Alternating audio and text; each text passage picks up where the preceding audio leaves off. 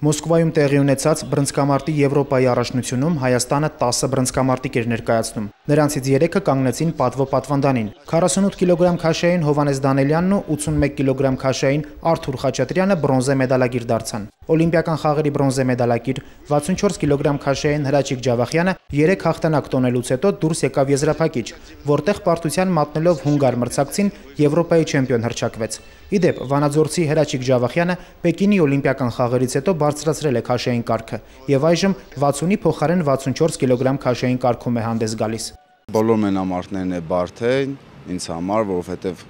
մի քիչ բարձր է մենամարտ դուրս գալի, բայց կպարապենք, որպեսզի մյուս տարի աշխարհի առաջնությունը եւ օլիմպիական խաղերում ավելի լավ հանդես գան։ Կա ընթերություններ, որ կմարզվենք, որ շտկենք այդ ընթերությունները։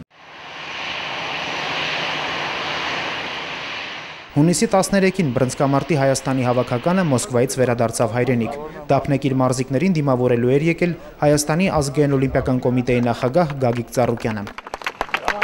Սպասելիքները շատ են, բայց ոչ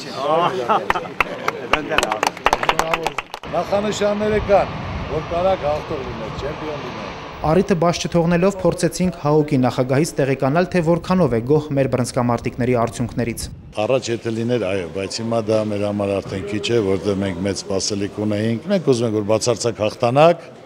եւ մենք դրանում վստահ ենք, որ այս մեկը չէ, ուրեմն մյուսում կլինի։